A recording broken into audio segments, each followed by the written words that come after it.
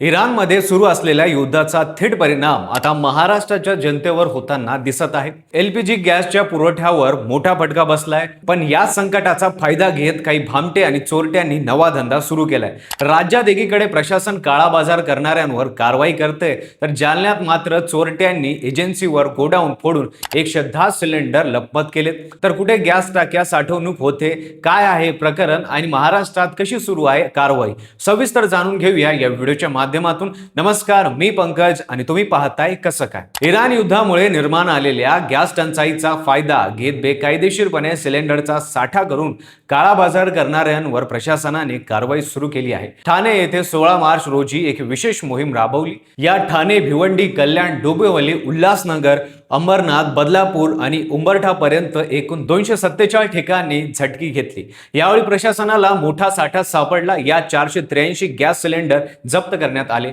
जप्त केलेल्या या मालाची एकूण किंमत आहे तब्बल 30,21,222 रुपये। पण ही कारवाई फक्त ठाण्यापुरती मर्यादित नव्हती। हिंगोलीत प्रशासनाने सुद्धा घरगुती सिलेंडरचा व्यावसायिक वापर करणाऱ्यांवर कारवाई केली। हिंगोलीत व्यावसायिक गॅसचा पुरवठा बंद असल्याने हॉटेल व्यावसायिक चोरून घरगुती सिलेंडर वापर असल्याच्या तक्रारी होत्या। यावेळी तब्बल 14 सिलेंडर जप्त करण्यात आले। गोंदियातही असाच प्रकार उघडकीस आला।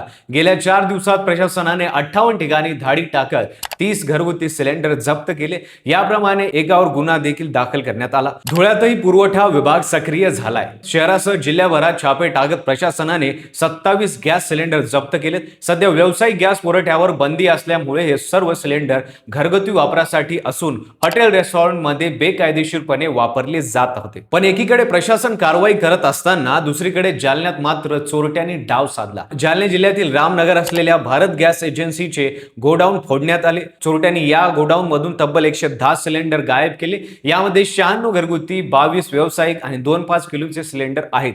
या प्रकरणी एजन्सीच्या फिर्यादीवर गुन्हा दाखल झालाय। पण या घटनेने अनेक प्रश्न निर्माण केलेत। एकीकडे गॅस टंचाई प्रचंड तुटवडा निर्माण झालाय। अशा परिस्थितीत एवढ्या मोठ्या प्रमाणात सिलेंडरची चोरी होणं हे केवळ योगायोग म्हणता येतं का? तसेच या गॅस एजन्सीचे गोडाऊन याआधी 3 ते 4 वेळा फोडण्यात गेले।